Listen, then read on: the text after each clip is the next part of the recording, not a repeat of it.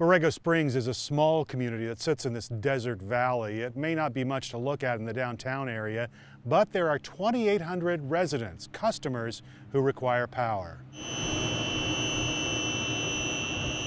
The microgrid in Borrego Springs works in part because that town is geographically isolated.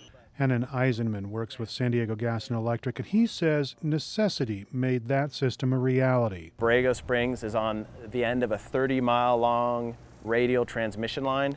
It comes over those mountains. It goes through higher elevations, a lot of storms during the winter, thunderstorms in the summertime, so it has some reliability issues. But there are microgrids in the heart of San Diego's urban core with plenty of options when it comes to power.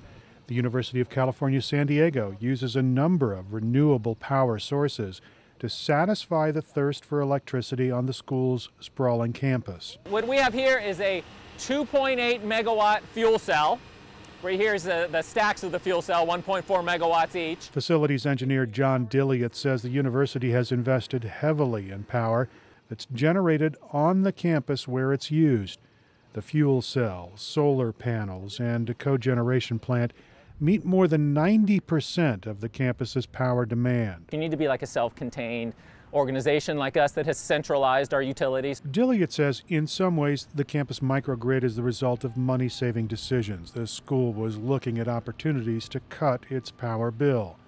Through grants and technology improvements, university officials ended up accumulating generating capacity. And at a certain point, they saw that they could power the campus without the grid. That's a pretty big jump from just saving several $1 million a year. Dilliot says steady, reliable power, however, is a crucial resource at a major research university. He says it's hard to reconcile losing ice core samples that are hundreds of years old. There are a whole bunch of freezers around campus that store samples of all kinds of stuff at really low temperatures, -80 Celsius. And without power, they can hold their refrigeration in there for, a little bit, but not very long. A lot of critical research work was put into jeopardy when a southwestern power outage persisted for hours in September 2011. Operator error destabilized the grid and caused cascading shutdowns in California, Arizona, and Baja California, Mexico. Dilliot says UC San Diego went dark, but the outage was different on campus. Even though we lost power during the power outage, we were able to restart our generation. They call that black starting. So we did have the ability to do that, and even though the utility was out for 8 to 12 hours, we were only out for about 4 hours. Millions of people lost power as water poured into the streets. Blackouts have touched other parts of the country, the Northeast in 2003, the East Coast during Hurricane Sandy in 2012, and the nation's mid-Atlantic states during another storm that same year. The power grid's age and fragility has a lot of researchers and engineers trying to figure out ways to update the system.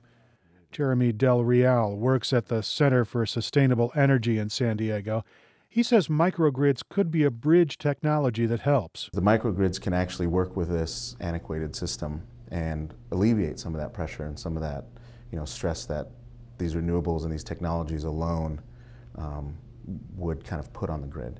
So it helps, I think, to better integrate these technologies with a more aging infrastructure. Del Real thinks the idea of sustainable electrical power systems that generate their own electricity has a big future. He's also quick to acknowledge that it's easier to talk about the idea than it is to put that idea into practice. It will become more prevalent in certain locations.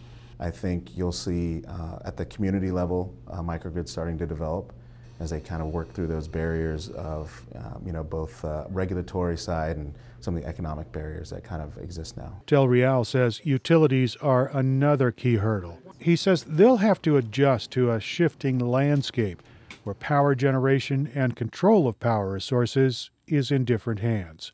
Meanwhile, the Obama administration is investing a lot of money in new technologies. They hope that those new technologies will help update the grid that currently exists. And if that happens, that could mean a lot more microgrids will pop up in the future. Eric Anderson, KPBS News.